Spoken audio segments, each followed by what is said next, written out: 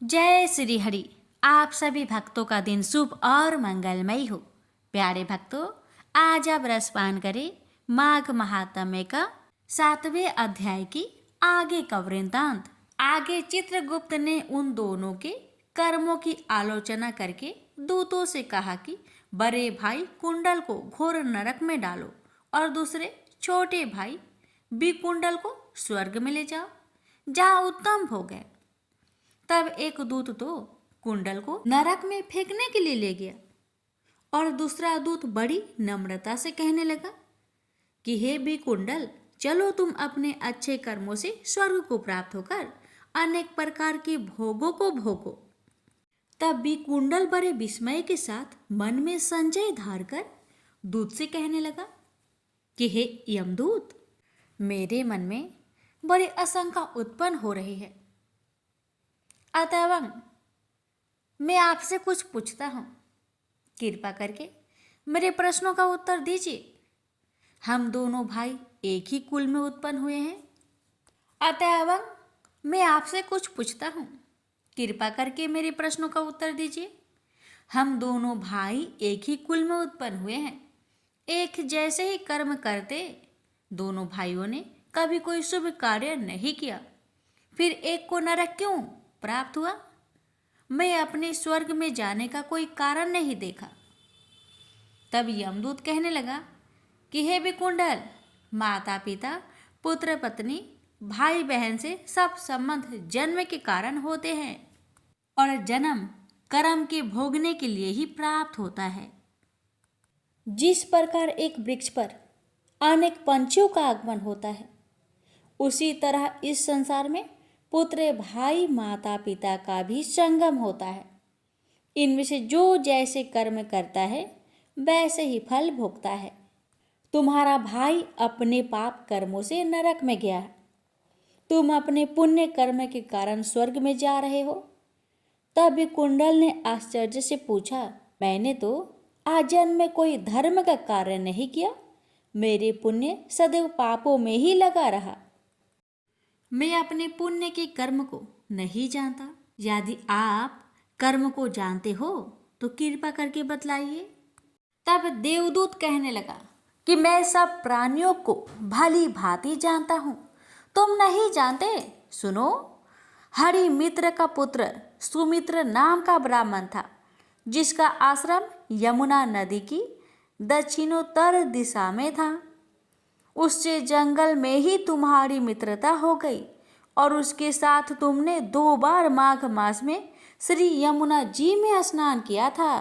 पहली बार स्नान करने से तुम्हारे सब पाप नाश हो गए और दूसरी बार स्नान करने से तुमको स्वर्ग प्राप्त हुआ। सो है विश्वेश्वर, तुमने 2 बार माघ मास में स्नान किया, इसी पुण्य के फल से तुमको स्वर्ग प्राप्त हुआ और तुम्हारे भाई नरक को प्राप्त हुआ। दत्तात्रेय जी कहने लगे कि इस प्रकार वह भाई के दुखों से अति दुखित होकर नम्रता पूर्वक मीठे वचनों से दूतों से कहने लगा कि हे दूतों, सज्जन पुरुषों के साथ 7 पग चलने से मित्रता हो जाती है और यह कल्याणकारी होती है। मित्र, प्रेम की चिंता ना करते हुए तुम मुझको इतना बताने की कृपा करो कि कौन से कर्म से मनुष्य यमलोक को प्राप्त नहीं होता, क्योंकि आप सर्वज्ञ हो। 7वां अध्याय का महात्म्य यहीं तक था। अब आगे के वृत्तांत 8वें अध्याय में अवश्य सुनिएगा। प्यारे भक्तों, आज माघ मास की कृष्णा पक्ष की सोमवार का दिन है, तो आइए रसपान करते हैं सभी पापों को हरने वाली, हर मनोकामना को पूर्ण करने वाली श्री शिव महापुराण की कथा।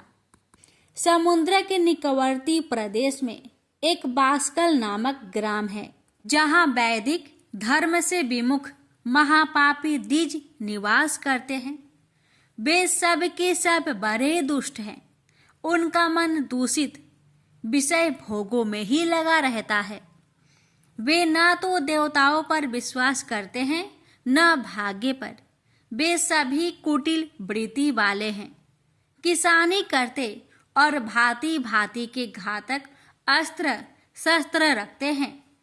वे पर स्त्री गमन करने वाले और खल है, ज्ञान वैराग्य तथा सद्धर्म को बिल्कुल नहीं जानते हैं। वे सभी पशु बुद्धि वाले हैं और सदा दूषित बातों को सुनने में संलग्न रहते हैं। यहाँ के द्विज ऐसे हो, वहाँ के अन्य वर्णों के विषय में क्या कहा जाए। अन्य वर्णों के लोग भी उन्हीं की भांति कुत्सित विचार रखने वाले, स्वधर्म विमुख एवं खल है।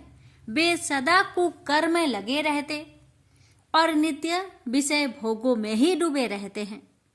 वहाँ की सब स्त्रियां भी कुटिल स्वभाव की, स्वेच्छाचारिणी, पापासक्त, कुत्सित विचार वाली और वैभवचारिणी है। वे सद व्यवहार तथा सदाचार से सर्वथा शून्य है। कुंजनों के निवास स्थान उस बासकाल नामक ग्राम में किसी समय एक बिंदुक नामधारी ब्राह्मण रहा करता था। वह बड़ा अधम था, वह दुरात्मा और महापापी था। यद्यपि उसकी स्त्री बड़ी सुंदर थी, तो भी वह कुमार्ग पर ही चलता था। काम वासना से कुलसित चित वह वैश्यगामी था। उसकी पत्नी का नाम चंचूला था। वह सदा उत्तम धर्म के पालन में लगी रहती थी, तो भी उसे छोड़कर वह दुष्ट ब्राह्मण कामासक्त होकर वैश्यगामी हो गया था। इस तरह कुकर्म में लगे हुए उस बिंदु के बहुत वर्ष व्यतीत हो गए। उसकी स्त्री चंचूला काम से पीड़ित होने पर भी स्वधर्म नाश के भय से कलेश सहकर भी दीर्घ काल तक धर्म से भ्रष्ट नहीं हुई, परंतु दुराचारी पति के आचरण से प्रभावित होने के कारण काम पीड़ित हो आगे चलकर वह स्त्री भी दुराचारणी हो गई। भ्रष्ट चरित्र वाली वह कुमार्गिनी अपने पति की दृष्टि बचाकर रात्रि में चोरी छिपे अन्य पापी जार पुरुष के साथ रमन करने लगी। एक बार उस ब्राह्मण ने अपनी उस दुराचारणी पत्नी चंचूला को कामासक्त हो पर पुरुष के साथ रात्रि में संगर्गत देख लिया। उस दुष्ट तथा दुराचार में आसक्त मन वाली पत्नी को रात में पर पुरुष के साथ व्यभिचारत देखकर वह क्रोध पूर्वक वेग से दौड़ा। उस दुष्ट बिंदु को घर में आया जानकर वह कपटी व्यभिचारी तेजी से भाग गया। तब वह दुष्ट आत्मा बिंदुक अपनी पत्नी को पकड़कर उसे डांटता हुआ मुक्कों से बार बार पीटने लगा। वह व्यभिचारिणी दुष्टा नारी चंचूला पीटी जाने पर कुपित होकर निर्भयता पूर्वक अपने दुष्ट पति बिंदुक से कहने लगी, मुझे पति परायणा युवती पत्नी को छोड़कर आप कुबुद्धि बस प्रतिदिन वैश्य के साथ इच्छा अनुसार रमन करते हैं। आप ही बताए कि रूपवती तथा कामासक्त चित्त वाली मुझ युवती की पति संग सर्ग के बिना क्या गति होती होगी। मैं अत्यंत सुंदर हूँ तथा नव यौवन से उन्मत्त हूँ। आपके संग्रह के बिना व्यथित चित्त वाली मैं कामजन्य दुख को कैसे सह सकती हूँ। उस स्त्री के इस प्रकार कहने पर वह मूर्ख बुद्धि, मूर्ख ब्राह्मण धम, स्वधर्म विमुख दुष्ट पापी बिंदु कहने लगा, काम से व्याकुलचित होकर तुमने यह सत्य ही कहा है। हे प्रिय, तुम भय त्याग दो और मैं जो तुमसे हित की बात कहता हूँ उसे सुनो। तुम निर्भय होकर नित्य पर पुरुष के साथ संसर्ग करो, उन्हें संतुष्ट करके उनसे धन खींचो। वह सारा धन वैश्य के प्रति आसक्त मन वाले मुझको दे दिया करो।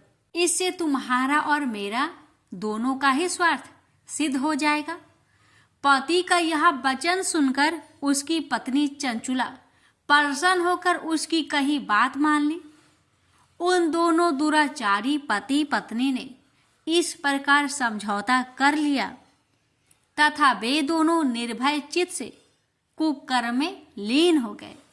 इस तरह दुराचार में डूबे हुए उन मूढ़ चित वाले पति पत्नी का बहुत सा समय व्यर्थ बीत गया। तदंतर क्षुद्र जातीय वैश्य का पति बना हुआ वह दूषित बुद्धि वाला दुष्ट ब्राह्मण बिंदुक समय अनुसार मृत्यु को प्राप्त हो नरक में जा पड़ा। बहुत दिनों तक नरक के दुख को भोग कर वह मूर्ख बुद्धि पापी विंध्या पर्वत पर भयंकर पिशाच हुआ। इधर उस दुराचारी पति बिंदु के पति मर जाने पर वह मूढ़ हृदय चंचला बहुत समय तक पुत्र के साथ अपने घर में ही रही। इस प्रकार प्रेम पूर्वक कामासक्त होकर जारों के साथ विहार करती हुई उस चंचुला नामक स्त्री कुछ यौवन समय के साथ ढलने लगा। एक दिन देव योग से किसी पुण्य वर्ग के आने पर वह स्त्री भाई बंधुओं के साथ गोकर्ण क्षेत्र में गई। तीर्थ यात्रियों के संग से उसने भी उस समय जाकर किसी तीर्थ के जल में स्नान किया।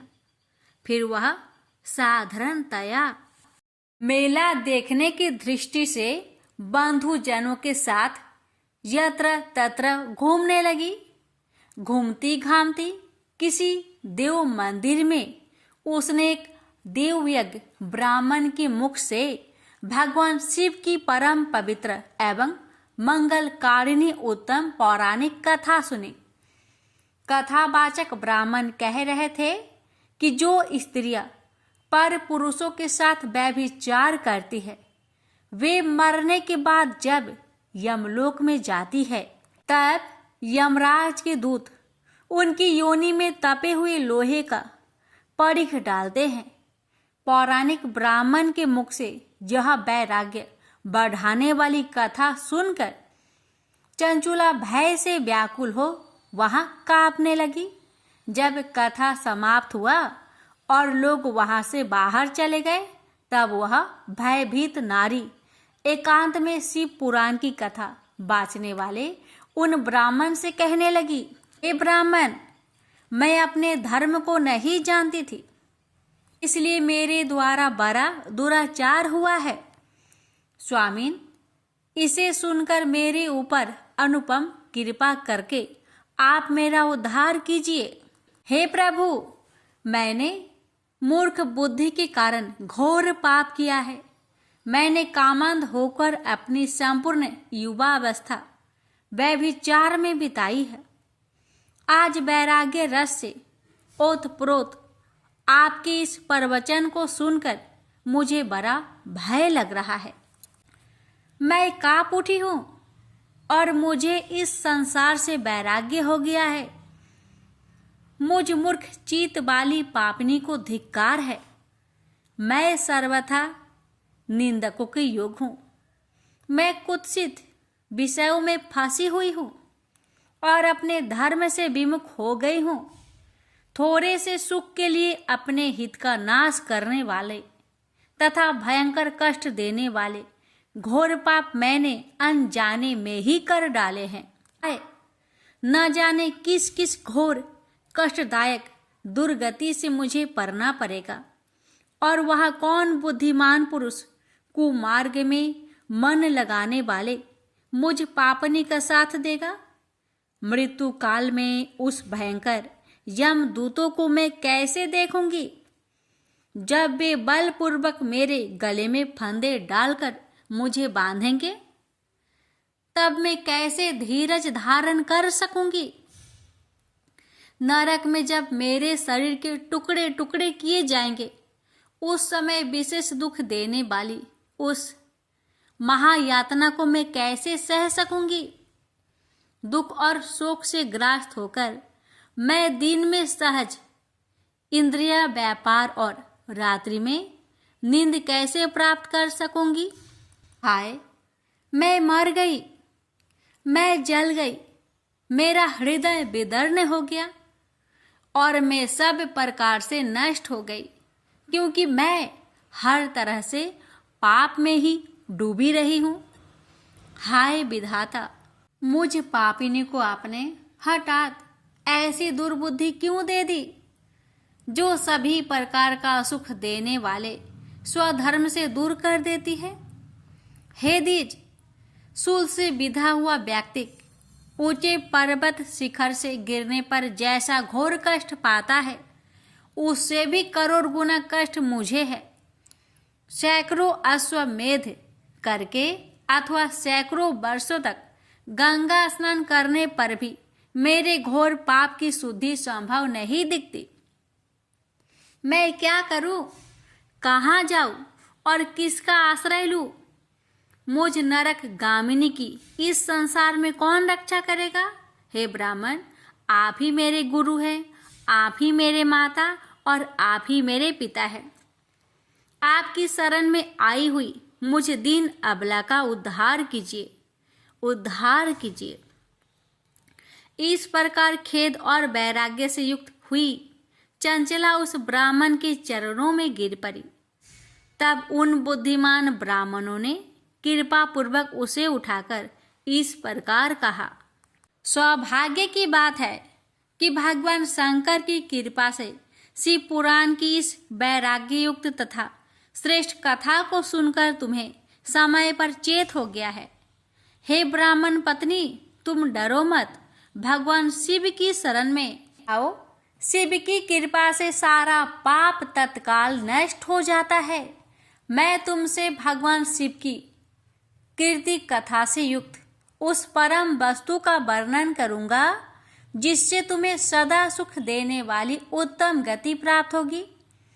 शिव की उत्तम कथा सुनने से ही तुम्हारी बुद्धि इस तरह पश्चाताप से युक्त एवं शुद्ध हो गई है। साथ ही तुम्हारे मन में विषयों के प्रति वैराग्य हो गया है। पश्चाताप ही पाप करने वाले पापियों के लिए सबसे बड़ा प्रायश्चित है। सत्पुरुषों ने सबके लिए पश्चाताप को ही समस्त पापों का शोधक बताया है। पश्चाताप से ही पापों की शुद्धि होती है। जो पश्चाताप करता है वह वास्तव में पापों का प्रायश्चित करता है, क्योंकि सत्पुरुषों ने समस्त पापों की शुद्धि के लिए जैसे प्रायश्चित का उपदेश दिया है, वह सब पश्चाताप से संपन्न हो जाते हैं। जो पुरुष विधि पूर्वक प्रायश्चित करके निर्भय हो जाते हैं पर अपने कुकर्म के लिए पश्चाताप नहीं करता, उसे प्राय उत्तम गति नहीं प्राप्त होती। परंतु जिसे अपने कुकृत्य पर हार्दिक पश्चाताप होता है, वह अवश्य उत्तम गति का भागी होता है। इसमें संशय नहीं है।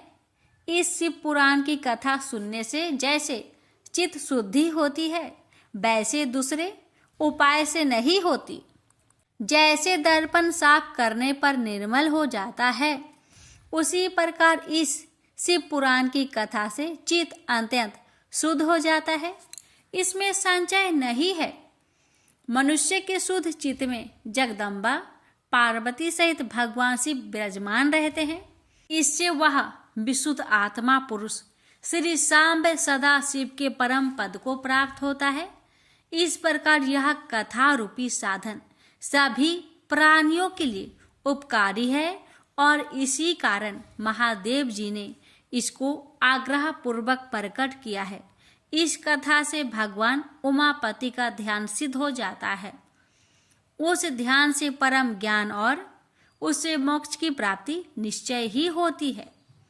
भगवान शंकर के ध्यान मग्न हुए बिना भी यदि कोई इस कथा को मात्र सुनता है, वह दूसरे जन्म में भगवान के ध्यान को सिद्ध कर परम पद को पा लेता है।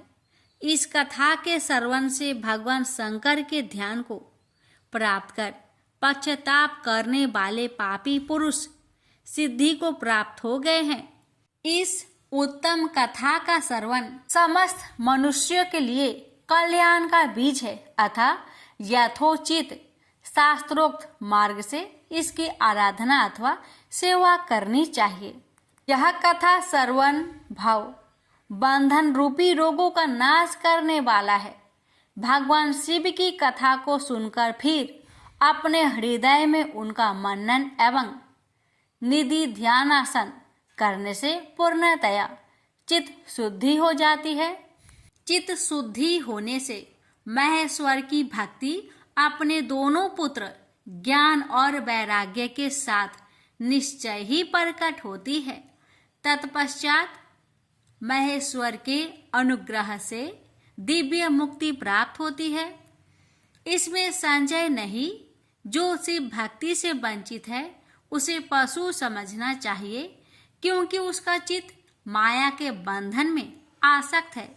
वह निश्चय ही संसार बंधन से मुक्त नहीं हो पाता। हे ब्राह्मण पत्नी, इसलिए तुम विषयों से मन को हटा लो और भक्ति भाव से भगवान शंकर की इस परम पावन कथा को सुनो। परमात्मा शंकर की इस कथा को सुनने से तुम्हारे चित्त की शुद्धि होगी और उसमें तुम्हें मोक्ष की प्राप्ति हो जाएगी। निर्मल चित्त से भगवान शिव के चरण रविंदु का चिंतन करने वाले की एक ही जन्म में मुक्ति हो जाती है। यह मैं तुमसे सत्य कहता हूँ। इतना कहकर वे श्रेष्ठ शिव भक्त ब्राह्मण मौन हो गए। उनका हृदय करुणा से आर्द्र हो गया था। वे शुद्ध चित्त महात्मा भगवान शिव के ध्यान में मग्न हो गए। तदंतर बिंदु की पत्नी चंचुला मन ही मन प्रसन्न हो उठी। ब्राह्मण का उक्त उपदेश सुनकर उसके नेत्रों में आनंद के आंसू छलक आए थे। वह ब्राह्मण पत्नी चंचुला हर्षित हृदय से उन श्रेष्ठ ब्राह्मण के चरणों में गिर पड़ी और हाथ जोड़कर बोली, मैं कृतार्थ हो गई। तत्पश्चात उठकर वैराग्य युक्त तथा उत्तम बुद्धि वाली वह स्त्री जो अपने पापों के कारण आतंकित थी, उन महान शिव भक्त ब्राह्मण से हाथ जोड़कर गदगद वाणी में कहने लगी, हे ब्राह्मण, शिव भक्तों में श्रेष्ठ, हे स्वामीन, आप धन्य हैं, परमार्थदर्शी हैं और सदा परोपकार करने में लगे रहते हैं। इसलिए आप श्रेष्ठ साधु पुरुष में प्रशंसा की योग्य है। हे साधो, मैं नरक के समुद्र में गिर रही हूँ, आप मेरा उद्धार कीजिए, उद्धार कीजिए। पौराणिक अर्थ तत्व से संपन्न जिस सुंदर सी पुराण की कथा को सुनकर मेरे मन में संपूर्ण विषय से वैराग्य उत्पन्न हो गया, उसी इस शिव पुराण को सुनने के लिए इस समय मेरे मन में बड़ी श्रद्धा हो रही है। ऐसा कहकर हाथ जोड़कर उनका अनुग्रह पाकर चंचुला उस शिव पुराण की कथा के सुनने की इच्छा मन में लिए उन ब्राह्मण देवता की सेवा में तत्पर हो वहां रहने लगी। तदंतर शिव भक्तों में श्रेष्ठ और शुद्ध बुद्धि वाले उन ब्राह्मण देवता ने उसी स्थान पर उस स्त्री को शिव पुराण की उत्तम कथा सुनाई। इस प्रकार उस गोकर्ण नामक महाक्षेत्र में उन्हीं श्रेष्ठ ब्राह्मण से उसने शिव पुराण की वह परम उत्तम कथा सुनी, जो भक्ति ज्ञान और वैराग्य को बढ़ाने वाली तथा मुक्ति देने वाली है। उस परम उत्तम कथा को सुनकर वह ब्राह्मण पत्नी अत्यंत कृतार्थ हो गई। जब सद्गुरु की कृपा से उसका चित्त शीघ्र ही शुद्ध हो गया, भगवान शिव के अनुग्रह से उसके हृदय में शिव के स्वगुण रूप का चिंतन होने लगा। इस प्रकार सद्गुरु का आश्रय लेकर उसने भगवान शिव में लगी रहने वाली उत्तम बुद्धि पाकर शिव के सच्चिदानंदमयी स्वरूप का बारंबार चिंतन आरंभ किया। वह प्रतिदिन तीर्थ के जल में स्नान करके जटा और वल्कल धारण करने लगी तथा समूची देह में भस्म लगाकर रुद्राक्ष के आभूषण धारण करने लगी। वह भगवान शिव के नाम जप में लगी रहती थी। संयमती वाणी और अल्पाहार करते हुए गुरु के बताए मार्ग से वह शिवजी को प्रसन्न करने लगी। इस प्रकार शंभु का उत्तम ध्यान करते हुए उस चंचुला का बहुत सा समय बीत गया। तत्पश्चात समय के पूर्ण होने पर भक्ति, ज्ञान और वैराग्य से युक्त हुई। चंचूला ने अपने शरीर को बिना किसी कष्ट के त्याग दिया। इतने में ही त्रिपुर शत्रु भगवान शिव का भेजा हुआ एक दिव्य विमान दूत गति से वहां आ पहुंचा, जो उनके अपने गणों से संयुक्त और भांति भांति की शोभा साधनों से संपन्न था। चंचूला उस विमान पर आरूढ़ हुई और भगवान शिव के श्रेष्ठ पार्षदों ने उसे तत्काल शिवपुरी में पहुंचा दिया। उसके सारा मल धुल गए थे। वह दिव्य रूप धारिणी दिव्यांगना हो गई थी। उसके दिव्य अवयव उसकी शोभा बढ़ाते थे। मस्तक पर अर्ध चंद्र का मुकुट धारण किए वह गौरांगी देवी शोभाशाली दिव्य आभूषणों से विभूषित थी। वहां पहुंचकर उसने त्रिनेत्रधारी महादेव जी को देखा। ब्रह्मा, विष्णु आदि देवता उन सनातन शिव की सेवा कर रहे थे। गणेश, भृंगी, नंदीश, वीर भद्रेश्वर आदि गण उत्तम भक्ति के साथ उनकी उपासना कर रहे थे। उनकी अंग कांति करोड़ों सूर्य के समान प्रकाशित हो रही थी। कंठ में नील चिन्ह शोभा पाता था। उनके 5 मुख थे और प्रत्येक मुख में 3-3 नेत्र थे। मस्तक पर अर्ध चंद्राकर मुकुट शोभा देता था। उन्होंने अपने बाम अंग में गौरी देवी को बैठा रखा था, जो विद्युत पुंज के समान प्रकाशित थी। गौरीपति महादेव जी की कांति कपूर के समान गौर थी। उन्होंने सभी अलंकार धारण कर रखे थे। उनका सारा शरीर श्वेत भस्म से भासित था। शरीर पर श्वेत वस्त्र शोभा पा रहे थे। वे अत्यंत उज्जवल वर्ण के थे। इस प्रकार परम उज्जवल भगवान शंकर का दर्शन करके वह ब्राह्मण पत्नी चंचूला बहुत प्रसन्न हुई। अत्यंत प्रीति युक्त होकर उसने बड़ी उतावली के साथ भगवान को बारंबार प्रणाम किया। फिर हाथ जोड़कर वह बड़े प्रेम, आनंद और संतोष युक्त हो विनीत भाव से खड़ी हो गई। उसके नेत्र से आनंद अश्रुओं की अविरल धारा बहने लगी तथा संपूर्ण शरीर में रोमांच हो गया। उस समय भगवती पार्वती और भगवान शंकर ने उसे बड़ी करुणा के साथ अपने पास बुलाया और सौम्य दृष्टि से उसकी ओर देखा। पार्वती ने तो दिव्य रूप धारिणी बिंदुक प्रिया चंचूला को प्रेम पूर्वक अपने सखी बना लिया। वह उस परमानंदन घन ज्योति स्वरूप सनातन धाम में अविरल निवास पाकर दिव्य सौख्य से संपन्न हो अक्षय सुख का अनुभव करने लगी। एक दिन परम आनंद में निमग्न हुई चंचूला ने उमा देवी के पास जाकर प्रणाम किया और दोनों हाथ जोड़कर वह उनकी स्तुति करने लगी। चंचूला बोली, हे गिरिजा नंदिनी, हे स्कंद माता, मनुष्यों ने सदा आपकी सेवा की है। समस्त सुखों को देने वाली हे शंभु प्रिय, हे ब्रह्म स्वरूपिणी, आप विष्णु और ब्रह्मा आदि देवताओं द्वारा सेव्य है।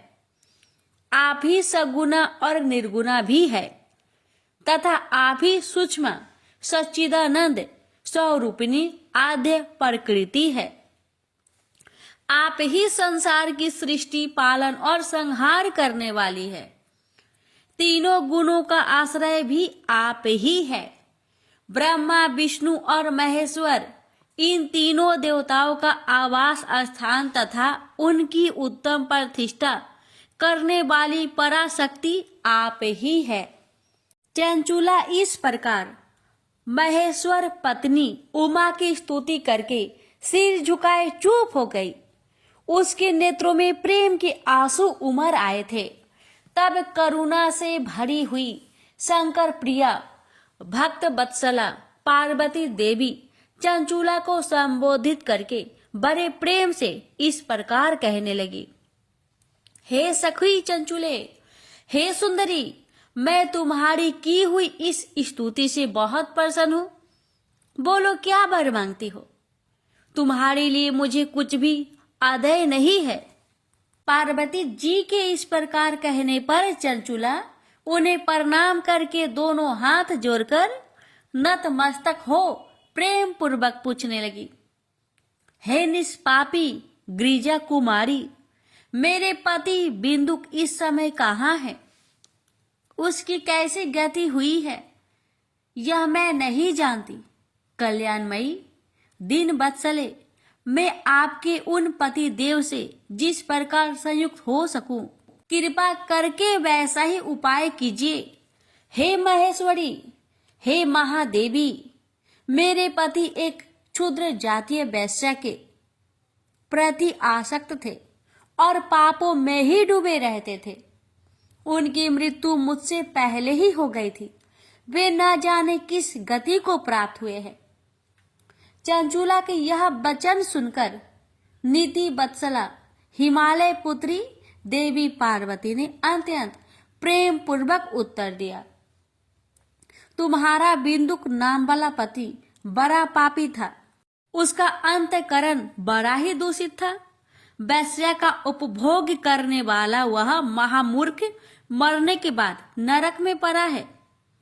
अनगिनत वर्षों तक नरक में नाना प्रकार के दुख भोगकर वह पाप आत्मा अपने शेष पाप को भोगने के लिए विंध्य पर्वत पर पिशाच बना हुआ है। इस समय वह पिशाच की अवस्था में ही है और नाना प्रकार के कलेश उठा रहा है। वह दुष्ट वही वायु पीकर रहता है और सदा सब प्रकार के कष्ट सहता है। गौरी देवी की यह बात सुनकर उत्तम व्रत का पालन करने वाली वह चंचूला उस समय पति के महान दुख से दुखी हो गई। फिर मन को स्थिर करके उस ब्राह्मण पत्नी ने व्यवस्थित हृदय से महेश्वरी को प्रणाम करके पुनः पूछा, हे महेश्वरी, हे महादेवी, मुझ पर कृपा कीजिए और दूषित कर्म करने वाले मेरे उस दुष्ट पति का अब उद्धार कीजिए। हे देवी, कुत्सित बुद्धि वाले मेरे उस पापात्मा पति को किस उपाय से उत्तम गति प्राप्त हो सकती है यह शीघ्र बतलाइए। आपको नमस्कार है। उसकी यह बात सुनकर भक्त बत्सला पार्वती जी अपने सखी चंचूला से प्रसन्न होकर ऐसा कहने लगी, तुम्हारा पति यदि शिव पुराण की पुण्यमयी उत्तम कथा को सुने तो सारी दुर्गति को पार करके वह उत्तम गति का भागी हो सकता है। अमृत के समान मधुर अक्षरों से युक्त गौरी देवी का यह वचन आदर पूर्वक सुनकर चंचूला ने हाथ जोड़कर मस्तक झुकाकर उन्हें बारंबार प्रणाम किया और अपने पति के समस्त पापों की शुद्धि तथा उत्तम गति की प्राप्ति के लिए पार्वती देवी से यह प्रार्थना की कि मेरे पति को शिव पुराण सुनाने की व्यवस्था होनी चाहिए। उस ब्राह्मण पत्नी के बारंबार प्रार्थना करने पर शिव प्रिया गौरी देवी को बड़ी दया आई।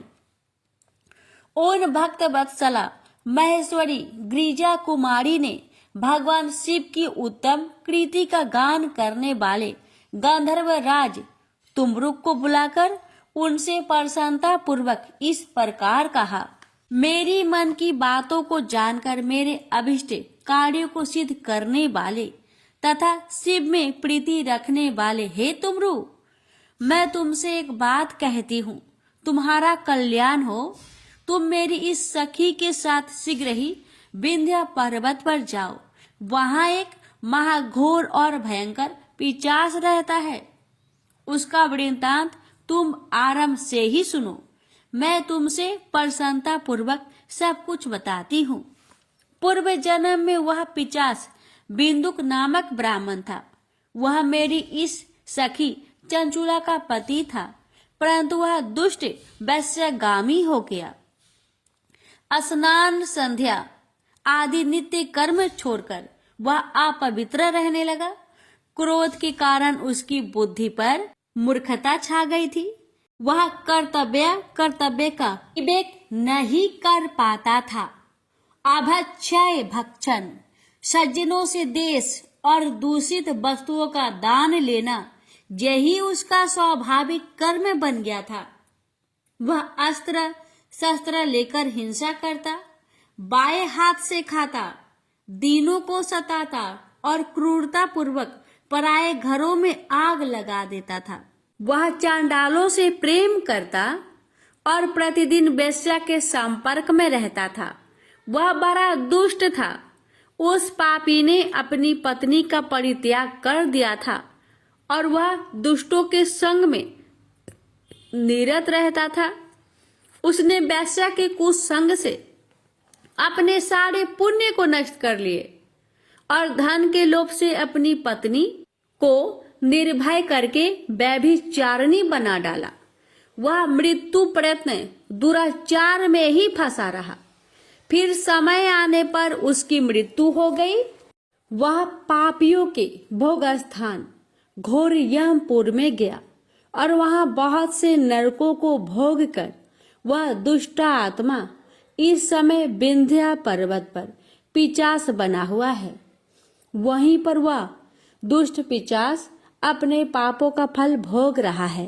तुम उसके आगे यत्न पूर्वक शिव पुराण की उस दिव्य कथा का प्रवचन करो, जो परम पुण्यमयी तथा समस्त पापों का नाश करने वाली है। उत्तम शिव पुराण की कथा के श्रवण से उसका हृदय शीघ्र ही समस्त पापों से शुद्ध हो जाएगा और वह प्रेत योनि का परित्याग कर देगा। दुर्गति से मुक्त होने पर उस बिंदुक नामक पिशाच को मेरी आज्ञा से विमान पर बैठाकर तुम भगवान शिव के समीप ले आओ।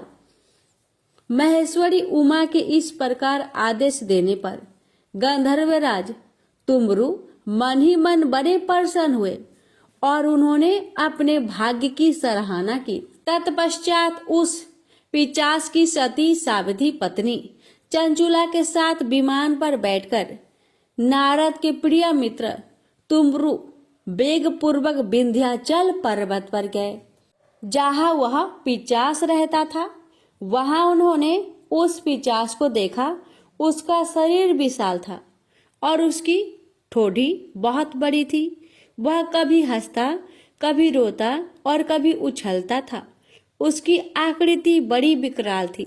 भगवान शिव की उत्तम प्रीति का गान करने वाले महाबली तुमरु ने उस अत्यंत भयंकर पिशाच को बलपूर्वक पासों द्वारा बांध लिया। तदंतर तुमरु ने शिव पुराण की कथा बांचने का निश्चय करके महाउत्सव युक्त स्थान और मंडप आदि की रचना की। इतने में ही संपूर्ण लोकों में बड़ी वेग से यह प्रचार हो गया कि देवी पार्वती की आज्ञा से एक पिशाच का उद्धार करने के लिए शिव पुराण की उत्तम कथा सुनाने के लिए तुमरु विंध्य पर्वत पर गया है। तब तो उस कथा को सुनने के लोभ से बहुत से देवता और ऋषि भी शीघ्र ही वहां जा पहुंचे। आदर पूर्वक शिव पुराण सुनने के लिए आए हुए लोगों का उस पर्वत पर बड़ा अद्भुत और कल्याणकारी समाज जुट गया। तत्पश्चात तुमरु ने उस पिशाच को पासों से बांधकर आसन पर बैठाया और हाथों में बीना लेकर गौड़ीपति की कथा का गान आरंभ किया। महात्म्य सहित पहली अर्थात प्रथम संहिता से लेकर 7वीं संहिता तक शिव पुराण की कथा का उन्होंने स्पष्ट वर्णन किया। 7 संहिता वाले शिव पुराण का आदर पूर्वक श्रवण करके वे सभी श्रोता पूर्णतः कृतार्थ हो गए। उस परम पुण्यमयी शिव पुराण को सुनकर उस पिशाच ने अपने सारे पापों को धोकर उस पैशाचिक शरीर को त्याग दिया। शीघ्र ही उसका रूप दिव्य हो गया। अंग कांति गौर वर्ण की हो गई।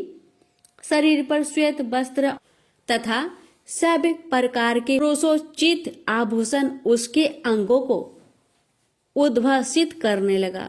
वह त्रिनेत्रधारी चंद्रशेखर रूप हो गया। इस प्रकार दिव्य देहधारी होकर श्रीमान बिंदुक अपनी भार्या चंचुला के साथ स्वयं भी पार्वती पति भगवान शिव के दिव्य चरित्र का गुणगान करने लगा। उसकी स्त्री को इस प्रकार दिव्य रूप से सुशोभित देखकर वे सभी देवता और ऋषि बड़े विस्मित हुए। उनका चित्त परमानंद से परिपूर्ण हो गया। भगवान महेश्वर का वह अद्भुत चरित्र सुनकर वे सभी श्रोता परम कृतार्थ हो प्रेम पूर्वक श्री शिव का यशोगान करते हुए अपने अपने धाम को चले गए। दिव्य रूपधारी श्रीमान बिंदुक भी सुंदर विमान पर अपनी प्रियतमा के पास बैठकर सुखपूर्वक आकाश में स्थित हो परम शोभा पाने लगा। तदंतर महेश्वर के सुंदर एवं मनोहर गुणों का गान करता हुआ वह अपनी प्रियतमा तथा तुमरुक के साथ शीघ्र ही शिव धाम में जा पहुंचा। वहां भगवान महेश्वर तथा पार्वती देवी ने प्रसन्नता पूर्वक बिंदुक का बड़ा सत्कार किया और उसे अपना गण बना लिया। उसकी पत्नी चंचुला पार्वती जी की सखी हो गई। उस घनीभूत ज्योति स्वरूप परमानंदमय सनातन धाम में अविचल निवास पाकर वे दोनों दाम्पति परम सुखी हो गए। यह उत्तम इतिहास मैंने आपको सुनाया, जो पापों को नाश करने वाला, उमा महेश्वर को आनंद देने वाला, अत्यंत पवित्र तथा उनमें भक्ति बढ़ाने वाला है। जो इसे भक्ति पूर्वक सुनता है अथवा एकाग्रचित होकर इसका पाठ करता है, वह अनेक सांसारिक सुखों को भोगकर अंत में मुक्ति प्राप्त करता है। प्रेम से बोलिए हर हर महादेव। माता पार्वती की जय। श्री शिव महापुराण की जय। श्रीमद् भगवत गीता पाठ अध्याय 7 महात्म्य सहित। श्री कृष्ण भगवान बोले, हे पार्थ, जो मुझ में मन लगाकर मेरे में ही आश्रय लेकर योगा अभ्यास करते हुए मेरे स्वरूप का संचय रहित पूर्ण ज्ञान प्राप्त होगा, सो सुनो, विज्ञान के सहित वह पूर्ण ज्ञान में तुम्हें सुनाता हूँ, जिसके जानने से तुमको इस लोक में और कुछ जानना शेष न रहेगा। सहस्त्रों मनुष्य में से कोई एक सिद्धि प्राप्त के लिए यत्न करता है। उन यत्न करने वाले सिद्धों में से कोई बिरला ही मुझे ठीक जान पड़ता है। पृथ्वी, जल, अग्नि, वायु, आकाश, मन, बुद्धि और अहंकार, यह 8 प्रकार की मेरी प्रकृति माया है। इस प्रकृति को अपरा अचेतन अर्थात जड़ कहते हैं। और हे महाबाहो, इससे दूसरी प्रकृति चेतन है, जिसने संपूर्ण जगत धारण किया है। इन्हीं प्रकृतियों से सब प्राणी मात्र उत्पन्न होते हैं। ऐसा जानो, यह प्रकृतियां हमसे ही उत्पन्न हुई है। इस तरह सब जगत की उत्पत्ति और प्रलय का कारण मैं ही हूँ। हे धनंजय, जिस प्रकार धागे में मणि पिराई जाती है, उसी भांति यह सब संसार मुझसे बड़े और कुछ भी नहीं। हे कुंती पुत्र, जल में रस में मैं ही हूँ। चंद्रमा और सूर्य में प्रकाश में मैं ही हूँ। सब वेदों का सार मैं ही हूँ। आकाश में शब्द तथा पुरुष में पौरुष मैं ही हूँ। हे अर्जुन, पृथ्वी में सुगंध तथा अग्नि में तेज रूप मैं ही हूँ। सब प्राणियों में जीवन और तपस्वियों का तप मैं ही हूँ। हे पार्थ, समस्त प्राणियों में सनातन बीज रूप मुझको ही जानना। बुद्धिमानों में बुद्धि स्वरूप और तेजस्वियों में तेज मैं ही हूँ। हे अर्जुन, काम और रोग रहित बलवान पुरुषों में धर्म के विरुद्ध न जानने वाला कर्म मैं ही हूँ। जितने भी स्वास्तिक राजस तामस पदार्थ है वे सब मुझसे ही उत्पन्न हैं, परंतु उनमें मैं नहीं रहता। ये सब मुझ में है। सत्व रज तम इन तीनों गुणों के प्रभाव से यह सारा जगत मोहित हो रहा है। इस कारण यह मेरी गुणमयी और दिव्यमयी माया अति दुस्तर है। जो मुझको अनन्य भाव से भजते हैं वे इस माया को पार कर जाते हैं। हे भारत श्रेष्ठ अर्जुन, 4 प्रकार के जीव मुझको भजते हैं। दुखिया, जिज्ञासु, ऐश्वर्य की कामना करने वाले और ज्ञानी, जिनमें मुझे सदा एकाग्रचित और केवल मेरी भक्ति करने वाले, और ज्ञानी जिनमें मुझे सदा एकाग्रचित और केवल मेरी भक्ति करने वाले ज्ञानी पुरुष श्रेष्ठ है, क्योंकि मैं ज्ञानी को अत्यंत प्रिय हूँ और वह मुझको प्रिय है। यद्यपि ये सभी भक्त श्रेष्ठ है, तथापि ज्ञानी तो मेरी आत्मा ही है, क्योंकि वह मुझ में ही मन लगाकर मुझको ही सर्वोत्तम गति मान मेरा ही आश्रय ग्रहण करता है। वह ज्ञानी अनेक जन्मों के बाद मुझे पा लेता है। ऐसा महात्मा अति दुर्लभ है जो सब जगत को वासुदेवमय समझे। हे अर्जुन, जो भक्त श्रद्धा पूर्वक जिस जिस देवता का पूजन करना चाहते हैं उन पुरुषों की उस श्रद्धा को मैं ऋण कर देता हूँ। यह उस श्रद्धा से मुक्त होकर उस देवता की आराधना करता है, फिर उसको मेरे ही रचे हुए काम का फल प्राप्त होते हैं। परंतु उन अल्प बुद्धि वालों का फल नाशवान है। देवताओं की आराधना करने वाले देवताओं को मिलते हैं और अव्यय, अविनाशी, अच्युत्यम स्वरूप को न जानकर मंद बुद्धि लोग मुझे अव्यक्त को व्यक्त मानते हैं। मैं योग माया से आच्छादित होने के कारण सबको नहीं दिखता। उसी से मूर्ख लोग अनादि तथा अविनाशी मुझको नहीं जानते। हे अर्जुन, मैं भूत भविष्य और वर्तमान के सभी प्राणियों को ही जानता हूँ, पर मुझे कोई भी नहीं जानता। हे भारत, हे परम तप, इच्छा और देश से उत्पन्न होने वाले सुख दुख आदि धंधों के मोह से जगत के सभी प्राणी भ्रम में फंस जाते हैं। जिन पुण्य आत्माओं के पाप नष्ट हो गए हैं वह पुरुष दृढ़ मोह से छूटकर दृढ़ निश्चय करके मेरी भक्ति करते हैं, जो आश्रय लेकर जीवन मरण से दूर करने के अर्थ प्रयत्न करते हैं। वे पुरुष ब्रह्मा आत्मज्ञान अपने चित्त को निश्चल रखकर उसका संगम करता है और अंत कारण की समाधि लगाता है। जिस अवस्था में योग अभ्यास के कारण चित्त का वेग रुक रुक कर विषयों से पृथक होने लगता है और जब शुद्ध अंतःकरण से आत्मा को देखकर आत्मा में ही संतुष्ट होता है, जिस अवस्था में वह अत्यंत सुख जो इंद्रियों द्वारा जाना नहीं जा सकता वरन केवल बुद्धि से ही जाना जाता है, और जब वह योगी अनुभव करता है तब आत्मा स्वरूप में स्थिर हो उससे विचलित नहीं होता। इस अवस्था को पाकर फिर और कोई लाभ उसको अच्छा नहीं लगता, और जहाँ स्थिर होने पर और कोई बड़ा भारी दुख उसको वहां से चलायमान नहीं कर सकता। इस अवस्था को दुख संयोग वियोग कारक नामक योग जानना हो तो योग निर्विकल्प चित्त से निश्चय करके जानना चाहिए।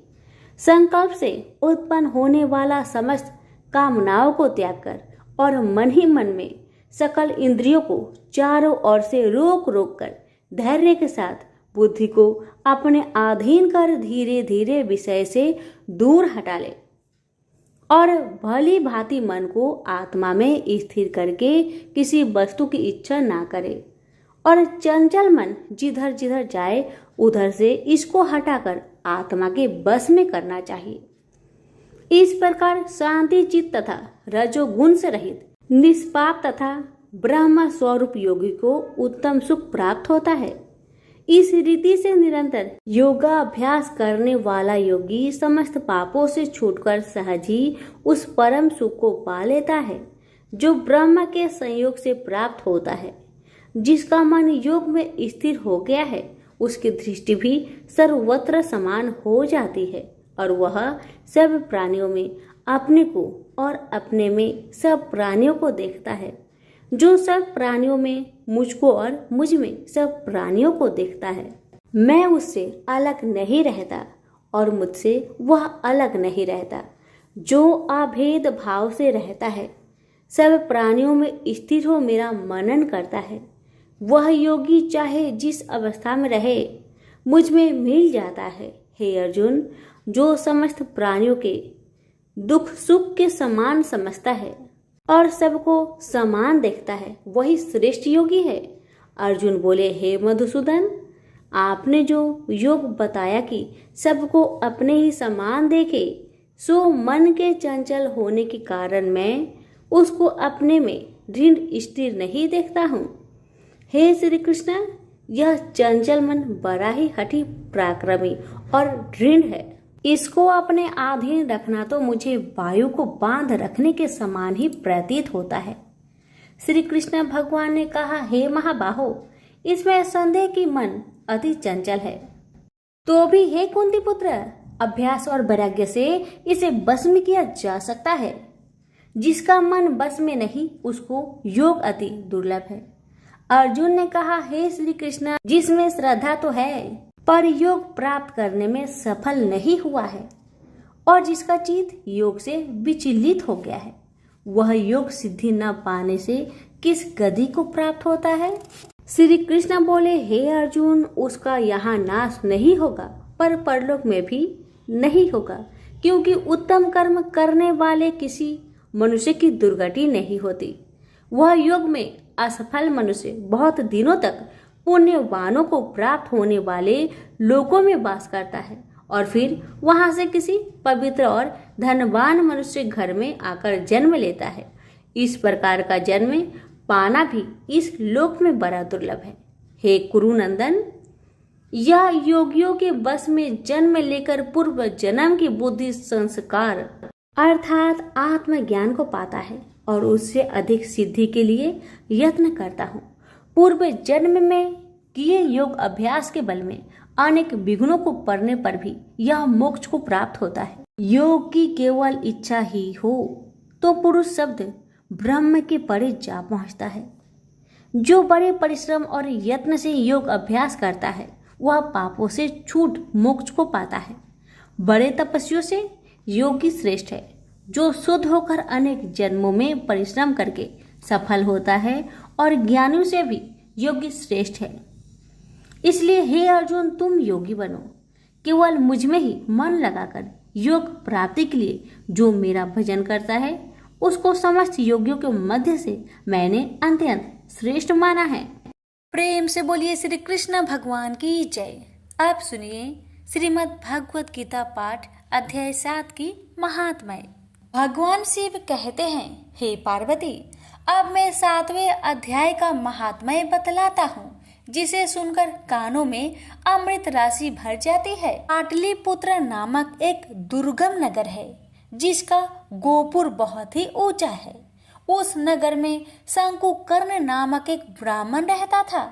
उसने वैश्यावृत्ति का आश्रय लेकर बहुत धन कमाया, किंतु ना तो कभी पितरों का तर्पण किया और न देवताओं का पूजन ही। वह धनोपार्जन में तत्पर होकर राजाओं को ही भोज दिया करता था। एक समय की बात है, उस ब्राह्मण ने अपना चौथा विवाह करने के लिए पुत्र और बंधुओं के साथ यात्रा की। मार्ग में आधी रात के समय जब वह सो रहा था, तब एक सर्प ने कहीं से आकर उसकी बाह में काट लिया। उसके काटते ही ऐसी अवस्था हो गई कि मणि, मंत्र और औषधि आदि से भी उसके शरीर की रक्षा असाध्य जान पड़ी। तत्पश्चात कुछ ही क्षणों में उसके प्राण पेखरू उड़ गए। वह प्रेत बना। फिर बहुत समय के बाद वह प्रेत सर्प योनि में उत्पन्न हुआ। उसका बीत धन की वासना में बंधा था। उसने पूर्व वृत्तांत को स्मरण करके सोचा, मैंने घर के बाहर करोड़ों की संख्या में अपना जो धन गार रखा है, उससे इन पुत्रों को वंचित करके स्वयं ही उसकी रक्षा करूंगा। सांप की योनि से पीड़ित होकर पिता ने एक दिव्य सपना में अपने पुत्र के समक्ष आकर अपना मनोभाव बताया। तब उसके पुत्र ने सवेरे उठकर बड़े विस्मय के साथ एक दूसरे से सपने की बातें कही। उनमें से झंझला पुत्र कुदाल हाथ में लिए घर से निकला और जहां उसके पिता सर्प योनि धारण करके रहते थे उस स्थान पर गया। यद्यपि उसे धन के स्थान पर ठीक ठीक पता नहीं था, तो भी उसने जीहो से उसका ठीक निश्चय कर लिया और लोभ बुद्धि से वहां पहुंचकर बाबी को खोदना आरंभ किया।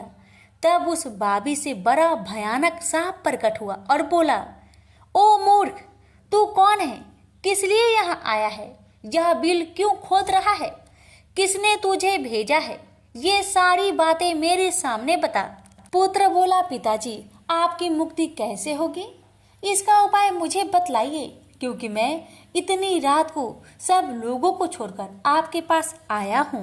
पिता बोले, बेटा, गीता के अमृतमय 7वें अध्याय को छोड़कर मुझे मुक्त करने में तीर्थ, दान, तप और यज्ञ भी सर्वथा समर्थ नहीं है। केवल गीता का 7वां अध्याय ही प्राणियों के जरा मृत्यु आदि दुखों को दूर करने वाला है। पुत्र, मेरे श्राद्ध के दिन गीता के 7वें अध्याय का पाठ करने वाले ब्राह्मण को श्रद्धा पूर्वक भोजन कराओ। इससे निसंदेह मेरी मुक्ति हो जाएगी। बस अपनी शक्ति के अनुसार पूर्ण श्रद्धा के साथ निर्वर्षी और वेद विद्या में प्रवीण अन्य प्राणी को भी भोजन कराना। सर्प योनि में पड़े हुए पिता के यह वचन सुनकर सभी पुत्र ने उनकी आज्ञा अनुसार तथा उससे भी अधिक किया। अब शंकुकर ने अपने सर्प शरीर को त्याग कर दिव्य देह धारण किया और सारा धन पुत्रों के अधीन कर दिया। पिता ने करोड़ों की संख्या में जो धन उनमें बांट दिया था, उससे वे पुत्र बहुत प्रसन्न हुए। उनकी बुद्धि धर्म में लगने लगी थी, इसलिए उन्होंने बावली, कुआं, पोखरा, यज्ञ तथा देव मंदिर के लिए उस धन का उपयोग किया और अन्य शाला भी बनवाए। तत्पश्चात 7वें अध्याय का सदा जप करते हुए उन्होंने मोक्ष प्राप्त किया। हे पार्वती, यह तुम्हें 7वां अध्याय का महात्म्य बतलाया, जिसके श्रवण मात्र से मानव सब पातकों से मुक्त हो जाता है। प्रेम से बोलिए उमापति शंकर भगवान की जय। वीडियो को लाइक शेयर करना ना भूले। धन्यवाद।